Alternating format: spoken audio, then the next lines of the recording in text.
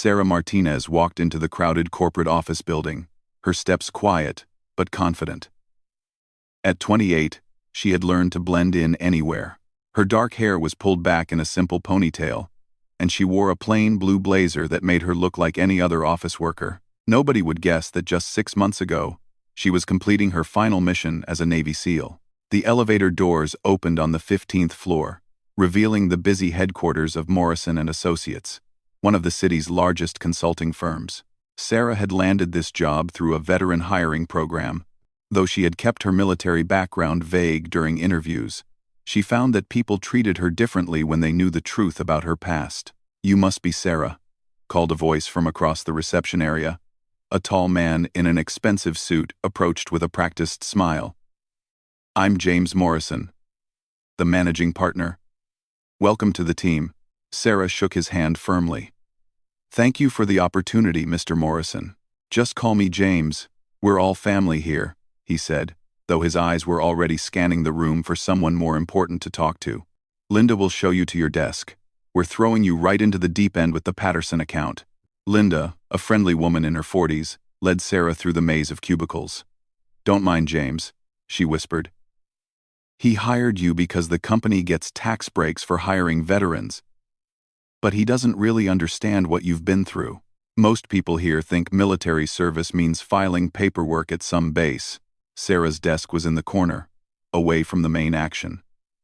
As she sat down, she noticed several of her new coworkers staring. She could hear bits of their conversation. "She looks so young," someone whispered. "I heard she was in the military but probably just did admin work," another voice added. "These veteran hires never last long in the real business world," came a third comment. Sarah pretended not to hear them. She had dealt with much worse than office gossip. She opened her laptop and began reviewing the Patterson account files. The client was a major construction company that had been losing money on several big projects. The previous consultant had quit after making no progress, and now the account was considered a lost cause. By lunchtime, Sarah had identified 3 major problems with Patterson's operations and drafted preliminary solutions. She was deep in her work when a shadow fell across her desk. Well, the military girl actually knows how to use a computer," said a mocking voice. Sarah looked up to see Derek Chen, one of the senior consultants. He was known around the office for his expensive clothes and his habit of taking credit for other people's work. Behind him stood 2 of his friends, Marcus and Tony, both wearing the same smug expression. "I heard you were some kind of special forces," Derek continued, loud enough for half the office to hear. "But looking at you, I'm guessing you were more like a secretary or maybe a cook. No offense, but you don't exactly look like G.I. Jane." Several other employees had stopped working to watch the confrontation. Sarah remained calm, her voice steady. "I was a Navy SEAL." Derek burst out laughing. "Right. And I'm Superman. Come on. Be serious. Women can't be SEALs. That's like saying you were an astronaut or the president." "Actually," Sarah said quietly, "women have been allowed in SEAL training since 2016, and several have graduated." End quote. "Sure, maybe they let a few in for publicity," Marcus chimed in. "But real combat operations? No way. You probably spent your whole service sitting behind a desk." Tony nodded in agreement. "These diversity hires always exaggerate their backgrounds. Next thing you know, she'll be claiming she jumped out of planes and fought terrorists." Sarah felt a familiar calm settle over her, the same feeling she got before dangerous missions. Her voice remained level. "I completed 3 combat deployments in Afghanistan and Syria. I was part of counter-terrorism operations that you'll never read about in the newspapers." Derek shook his head, grinning. "Look, I'm sure you did your part, but let's be realistic here. This is the corporate world now. You can't just make stuff up to impress people. Why don't you stick to what you actually know, like filing and answering phones?" The conversation was drawing more attention. Other employees were gathering around, some looking uncomfortable with Derek's aggressive tone, others nodding in agreement with his skepticism. "I told you," Sarah said, her voice carrying just a hint of steel. "I'm SEAL Combat Elite. But I'm not here to prove anything to anyone. I'm here to do my job. Derek leaned against her desk, his voice dripping with condescension. Elite? Really? You know what elite looks like in the business world? It looks like results. It looks like closing deals and making money. Military people always think their training translates to everything, but this isn't some training exercise. This is real life. Sarah had heard enough. She stood up slowly, her movement fluid and controlled. Even though Derek was taller, something about her posture made him take a small step back. You're right about one thing, she said calmly. This is real life. And in real life, I've faced challenges that would break most people before breakfast. But since you seem so concerned about results, why don't we make this interesting? Derek's eyebrows raised. What do you mean? What? The Patterson account, Sarah continued. I heard the previous consultant couldn't handle it. And now everyone thinks it's impossible. Give me 2 weeks to turn it around. If I fail, I'll admit you were right about everything. But if you succeed in 2 weeks, where our best people failed for months? Derek laughed. That's impossible. Then you should have no problem taking the bet, Sarah replied. What do you say? The office had gone quiet. Everyone was listening now, including James Morrison, who had emerged from his office to see what the commotion was about. Derek looked around at all the watching faces. His reputation as the office's top performer was at stake. Fine, he said loudly. 2 weeks. But when you fail, I want you to admit in front of everyone that you exaggerated your military service. And when I succeed, Sarah countered, you'll apologize and stop underestimating people based on appearances. Derek extended his hand mockingly. Deal. This should be entertaining. As they shook hands, Sarah felt the familiar surge of determination that had carried her through SEAL training and combat missions. These people had no idea what they were dealing with. They saw a quiet woman in business clothes and assumed she was weak. They were about to learn a very important lesson. James Morrison approached as the crowd dispersed. Sarah, I hope you know what you're doing. The Patterson account is worth millions, and we can't afford any more mistakes. I understand, sir, Sarah replied. I won't let you down. As the day ended and her co-workers filed out, talking excitedly about the bet, Sarah remained at her desk. She pulled up the Patterson files again and began making phone calls. She had 2 weeks to prove herself. But she had survived much worse odds than this. Her first call was to Patterson Construction's CEO, Robert Patterson himself. Most consultants worked through middle management, but Sarah believed in going straight to the source. Mr. Patterson? This is Sarah Martinez from Morrison & Associates. I know you've been frustrated with our previous work on your account, but I'd like to schedule a meeting. I have some ideas that might interest you. Patterson's voice was gruff and skeptical. Lady, I've heard every idea in the book. Your people have been feeding me theories and PowerPoint presentations for months, while my company bleeds money. I'm not interested in theories, Sarah replied. I want to visit your job sites and see the problems firsthand. Can you give me 3 days of your time? There was a pause. You want to visit construction sites? In those office clothes? Sarah smiled. Don't worry about my clothes, Mr. Patterson. I can handle myself in any environment. Something in her tone must have convinced him, because he agreed to meet her at 7 in the morning at his biggest problem project, a downtown office complex that was 6 months behind schedule and $2 million over budget.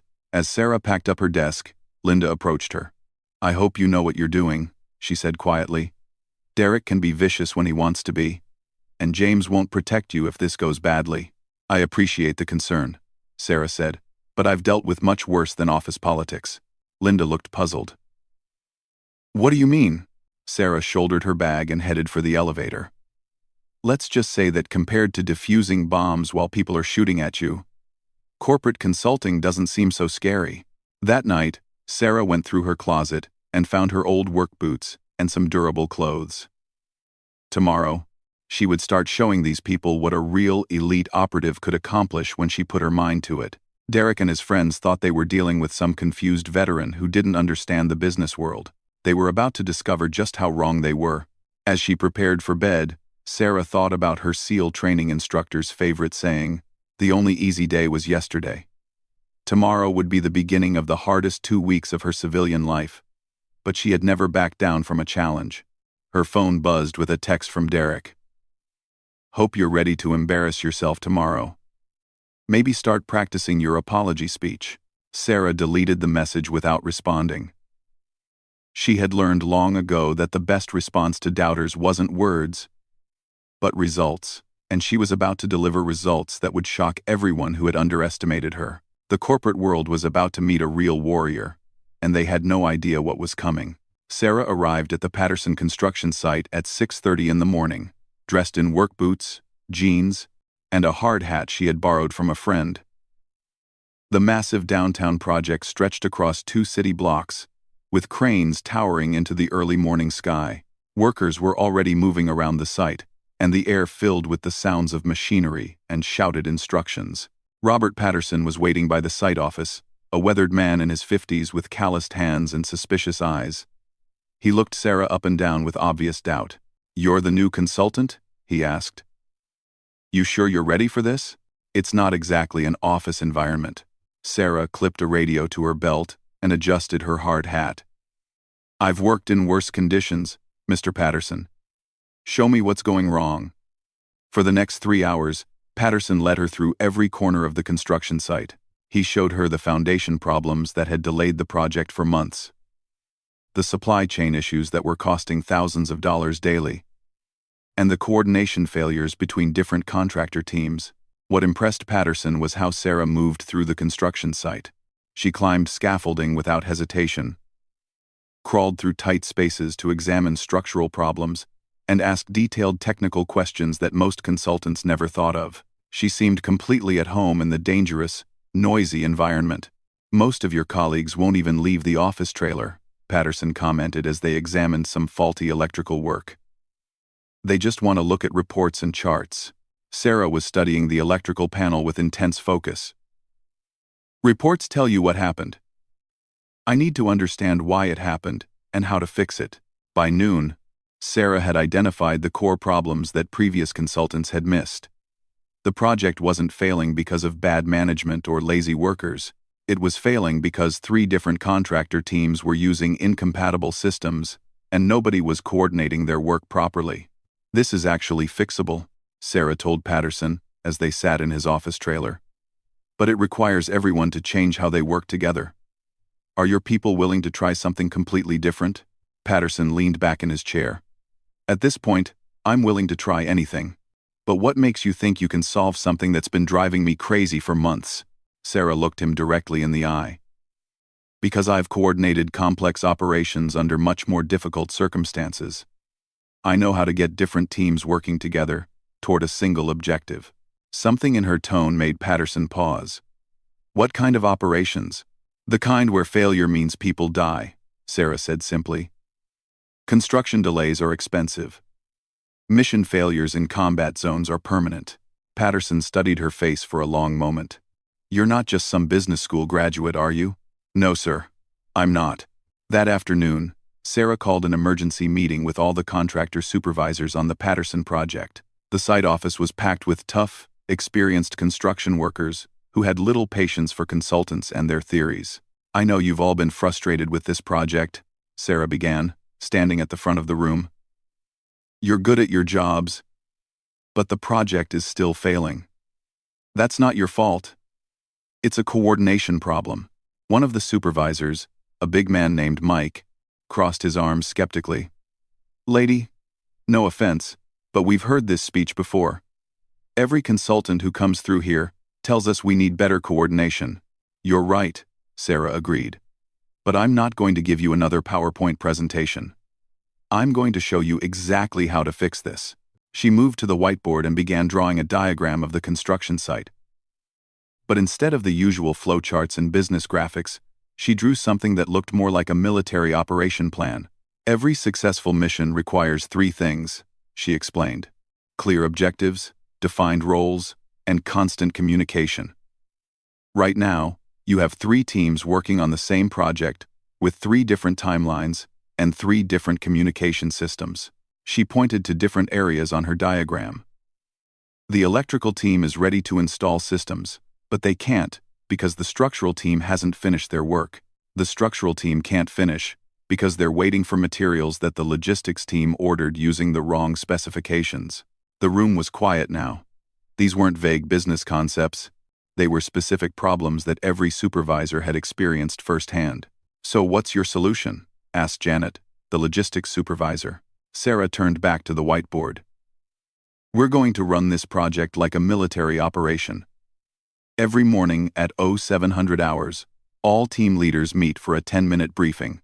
We review the day's objectives, identify any obstacles, and coordinate our actions. Every evening at 1700 hours, we do a quick debrief to assess progress and adjust tomorrow's plan." Mike shook his head. "That's just more meetings. We don't have time for more meetings." "These aren't meetings," Sarah corrected. "These are operational briefings.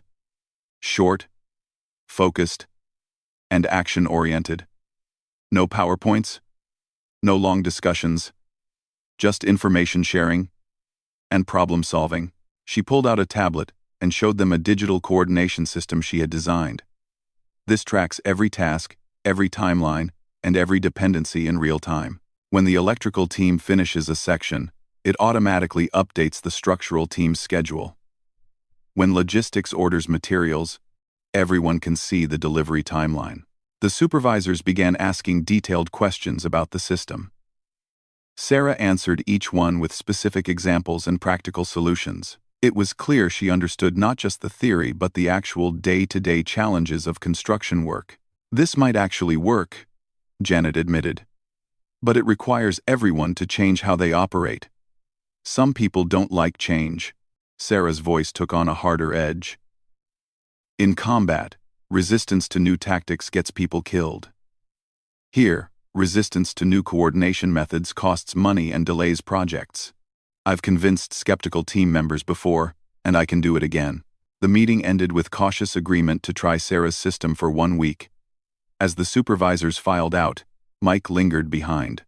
"You talk like someone who's actually been in combat," he said quietly. "I have," Sarah replied. "What branch?" "Navy SEALs." Mike's eyebrows shot up.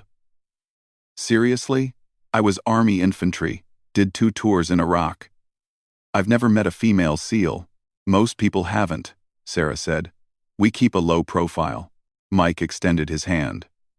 "Well, if you can coordinate a construction project half as well as you coordinated whatever missions you ran over there, maybe this crazy plan will actually work." Back at the Morrison and Associates office, Derek was holding court with his usual group of followers. "I give it 3 days before she comes crawling back, admitting she's in over her head," he was saying as Sarah walked past.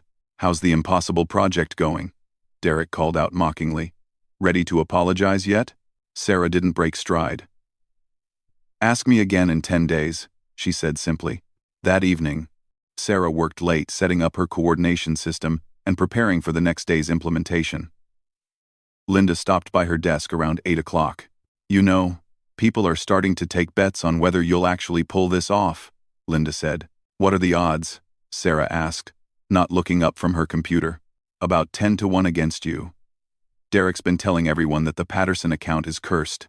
Sarah finally looked up. "In SEAL training, they teach you that the only impossible missions are the ones you don't try. Everything else is just difficult." Linda sat down in the chair next to Sarah's desk. "Can I ask you something personal?" "Go ahead. Were you really a Navy SEAL? I mean, no offense, but you seem so normal." Sarah smiled for the first time in days. "What did you expect? Someone covered in tattoos carrying a knife between her teeth? Well, maybe not that extreme, but you're so calm and professional. I guess I expected someone more. Aggressive? Intimidating?" Sarah finished. "The best operators are the ones who can blend in anywhere. Being underestimated is often an advantage." Linda was quiet for a moment. "Derek and his friends have no idea what they're dealing with, do they?" "No," Sarah said, turning back to her computer. "They don't." The next morning, Sarah was at the Patterson site by 6:30, ready to implement her coordination system. She had transformed the site office into an operations center, with whiteboards showing daily objectives and real-time progress updates. At exactly 7 o'clock, all the team leaders gathered for their first daily briefing. Sarah ran the meeting with military precision, covering the day's priorities in less than 8 minutes. Electrical team completes floors 12 through 14 today, she announced. Structural team focuses on floors 15 and 16. Logistics confirms that the steel delivery arrives at 10 to 100 hours and coordinates with the crane operator for immediate placement. Each team leader confirmed their understanding and reported any potential obstacles. Sarah noted each issue and assigned someone to resolve it immediately. Questions? She asked. There were none. Excellent. Let's make it happen. As the teams dispersed to begin their work, Robert Patterson approached Sarah. I have to admit, I'm impressed. I've never seen my supervisors more focused. Give it a few days, Sarah cautioned. The real test is whether they maintain this discipline when problems come up. Problems did come up. On the third day, a critical delivery was delayed, threatening to shut down work on 3 floors. In the past, this would have led to finger-pointing, schedule changes, and costly delays. Instead, Sarah quickly reorganized the work schedules, moving teams to areas where materials were available and coordinating with suppliers to expedite the delayed delivery. What could have been a 3-day setdown became a 4-hour adjustment. By the end of the first week, the Patterson project was ahead of schedule for the first time in months. Word was getting around the construction industry about the dramatic turnaround. Back at Morrison & Associates, Derek was getting nervous. His friends had stopped making jokes about Sarah's inevitable failure. Even James Morrison was asking questions about her methods. There's no way she can maintain this pace, Derek told Marcus and Tony. She's probably cutting corners or faking the progress reports. But when James Morrison visited the Patterson site personally, he saw the results with his own eyes. The project that had been considered hopeless was now running like a precision machine. How did you do this? James asked Sarah as they toured the site.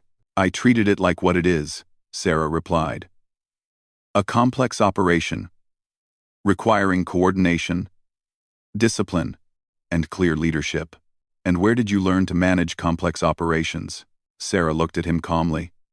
The same place I learned that impossible is just an opinion. With 1 week remaining in her 2-week deadline, Sarah had not only saved the Patterson account, but had turned it into one of Morrison & Associates' biggest success stories. The construction site was buzzing with efficiency, costs were under control, and the client was thrilled, but Sarah knew that Derek wouldn't give up easily. He had too much pride at stake. And desperate people often did unpredictable things. She had learned in the military to be most careful when victory was closest. The final week was about to begin, and Sarah was ready for whatever Derek might try. On Monday morning of the final week, Sarah arrived at the office to find Derek waiting at her desk with a smug expression and a thick folder in his hands. Marcus and Tony flanked him like bodyguards, and several other employees were watching from a distance. I hate to be the bearer of bad news, Derek said loudly, making sure everyone could hear. But I've been doing some research into your military background.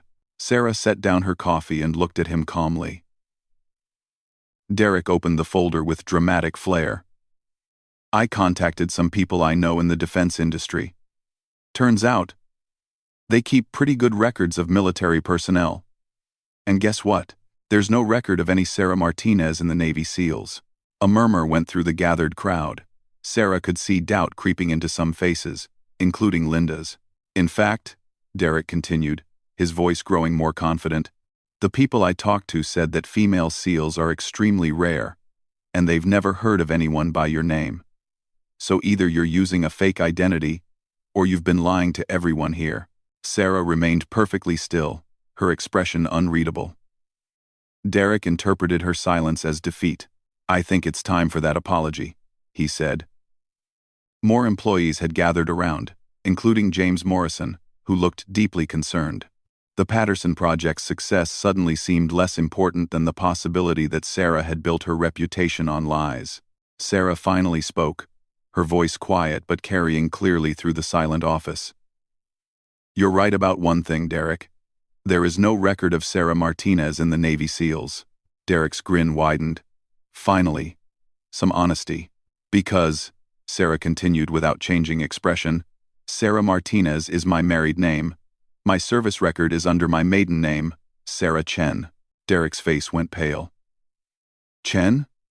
But that's a very common name, which is why your amateur investigation didn't turn up anything useful, Sarah finished. Did you really think military personnel use their current married names for classified service records? The crowd was murmuring again, but now the doubt was directed at Derek. James Morrison stepped forward. Sarah, can you provide documentation of your military service? He asked professionally. Sarah nodded and pulled out her phone. I can have my DD 214 discharge form and service verification sent over within an hour. But Derek raised an interesting point about records. She turned to face Derek directly. Since you're so interested in background verification, maybe we should discuss your credentials. You claim to have an MBA from Wharton, but I couldn't find any record of that either. Derek's confident expression cracked. That's different. Business school records are private. Actually, they're not, Sarah said calmly. Alumni databases are quite public. But don't worry, I'm not interested in embarrassing you over resume padding. I'm more concerned with results. She turned to address the entire gathered crowd. The Patterson project deadline is Friday. In 4 days, we'll know whether Derek was right about my capabilities or whether results speak louder than speculation. James Morrison cleared his throat. I think everyone should get back to work. Sarah, please send me that documentation when convenient. As the crowd dispersed, Derek lingered behind with Marcus and Tony. His face was red with anger and embarrassment. This isn't over, he said quietly. Even if you are who you claim to be, military success doesn't guarantee business success. You could still fail. Sarah gathered her things and headed toward the elevator. You're absolutely right, Derek. I could fail. But you know what I learned in the military? When someone keeps hoping for your failure instead of working for their own success, they've already lost. The elevator doors closed on Derek's furious face. At the Patterson construction site, Sarah's coordination system was running flawlessly. The daily briefings had become a model that other construction supervisors were asking to observe. The project was not only on schedule but was actually finishing ahead of the revised timeline. Robert Patterson called Sarah into his office that Wednesday afternoon. I need to tell you something, he said. I've been in construction for 30 years, and I've never seen a turnaround like this. Thank you, Mr. Patterson. The credit goes to your teams. They just needed better coordination. Patterson leaned back in his chair. Sarah, I'm going to be direct with you. I've been so impressed with your work that I'm considering making Morrison & Associates our exclusive consulting partner for all future projects. That's worth about $10 million a year in business. Sarah's eyes widened slightly. That's a significant decision, sir. It is. But here's the thing. I'm not just impressed with the results. I'm impressed with how you achieved them. You didn't just fix problems. You taught my people how to prevent them. You didn't just manage a project. You built a system. He stood up and walked to his office window, which overlooked the bustling construction site. I spent 2 tours in Vietnam, and I recognize leadership when I see it. You have the same quality I saw in the best officers I served under. You stay calm under pressure.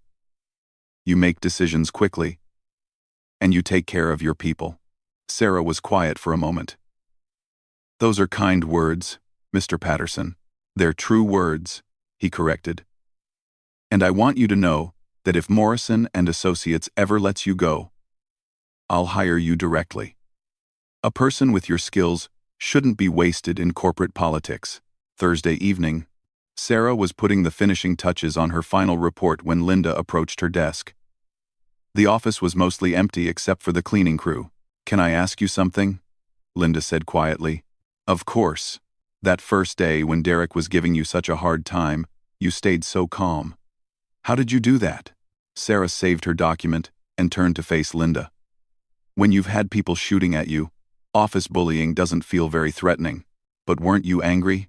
I would have been furious. Sarah considered the question carefully.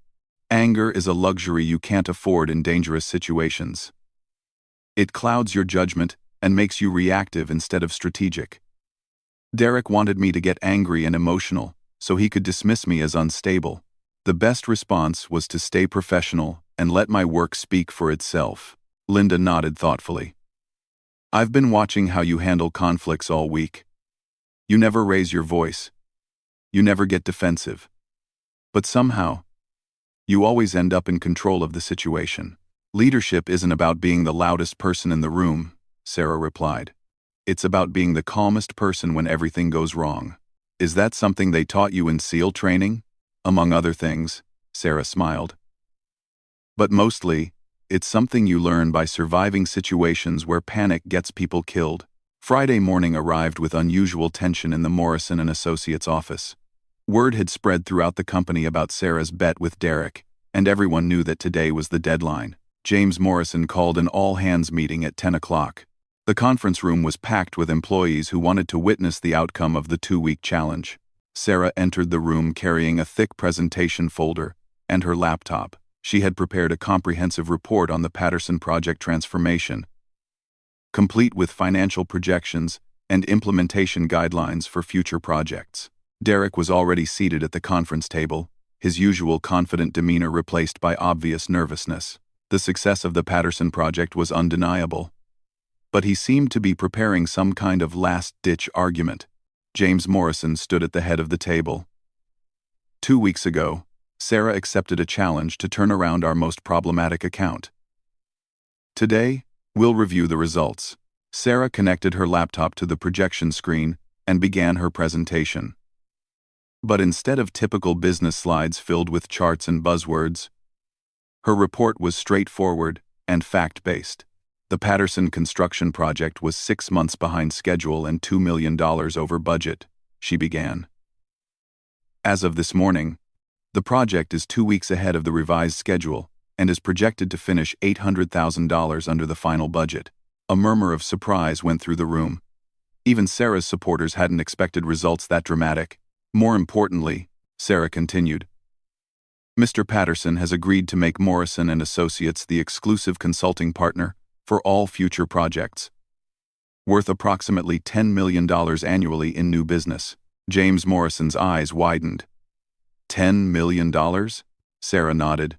The contract is contingent on our ability to maintain the coordination systems we've implemented and to apply similar methods to future projects.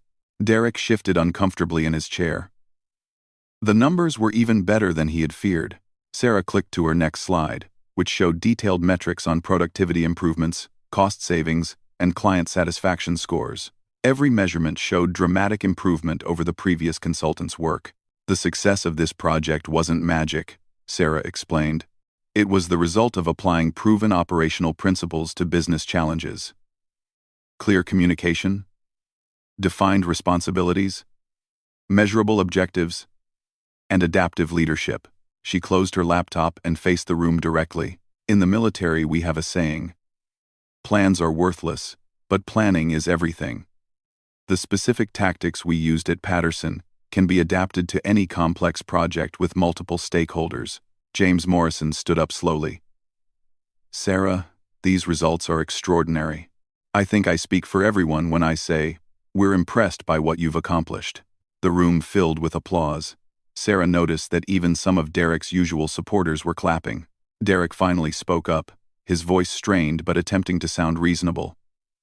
I admit the results are impressive, but we need to consider whether this success is sustainable. Can these methods be replicated, or was this just a lucky combination of factors? Sarah had been expecting this objection. That's a fair question, Derek. Which is why I've already begun implementing similar coordination systems on 3 other Morrison accounts. The preliminary results show similar improvements in efficiency and client satisfaction. James Morrison looked stunned. 3 other accounts? When did you have time to do that? I've been working evenings and weekends, Sarah replied simply. Good systems are scalable, and I wanted to test the reproducibility of the methods. Derek was visibly deflated. His last argument had been turned into evidence of Sarah's even greater success. James Morrison addressed the room. I think it's clear that Sarah has not only met the challenge but has exceeded every expectation. Derek, I believe you had something you wanted to say? All eyes turned to Derek. His face was red, but he managed to maintain some dignity as he stood up. "Sarah, I owe you an apology," he said, his voice barely audible. "I underestimated your abilities and made assumptions based on prejudice rather than evidence. Your military background clearly prepared you for challenges that I didn't understand." Sarah nodded graciously. "Apology accepted, Derek. We all make mistakes when we judge people by appearances instead of actions." As the meeting broke up and employees returned to their desks, several people approached Sarah to congratulate her. But the conversation that mattered most came from James Morrison. "Sarah, I'd like to discuss your future with this company," he said.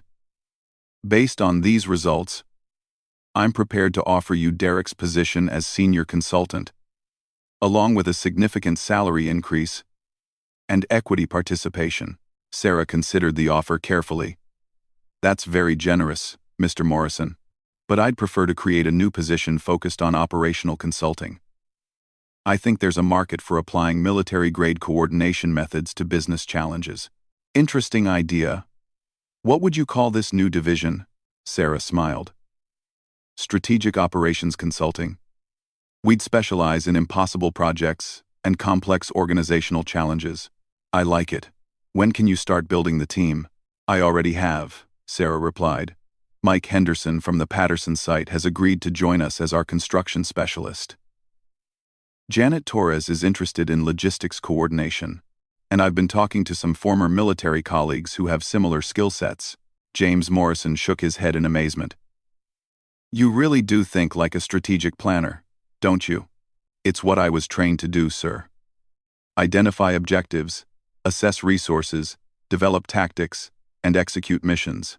As Sarah returned to her desk to begin planning her new division, she reflected on the past 2 weeks. She had faced skepticism, sabotage attempts, and outright hostility, but she had responded with professionalism, competence, and results. Derek approached her desk one last time as the day was ending. His earlier anger had been replaced by what seemed like genuine curiosity. "Can I ask you something?" he said quietly. "Go ahead. How did you stay so confident when everyone was doubting you? Weren't you ever worried that you might fail?" Sarah looked at him thoughtfully. "Derek, when you've successfully completed missions where failure means your team members die, business challenges feel manageable by comparison. I wasn't worried about failing because I knew I had the skills and experience necessary to succeed. But you were so calm about it, even when I was actively trying to undermine you." "Because undermining someone requires more energy than supporting them," Sarah replied. "I figured eventually you'd get tired of fighting against success and would either help or get out of the way." Derek was quiet for a moment. "I've been thinking about what you said about judging people by actions instead of appearances. You're right that I made assumptions. We all make assumptions, Derek.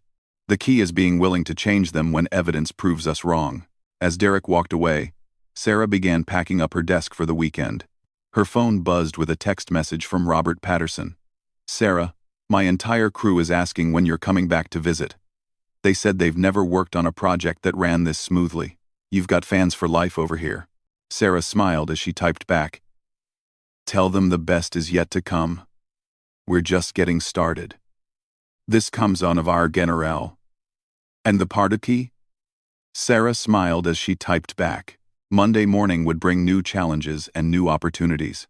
Sarah would begin building her strategic operations consulting division and training other consultants in the methods that had made the Patterson project such a success. But more than that, she had proven something important to herself and to everyone who had doubted her. The skills that made someone an elite military operator. The discipline, strategic thinking, leadership under pressure, and unshakable determination were exactly the skills needed to succeed in the corporate world.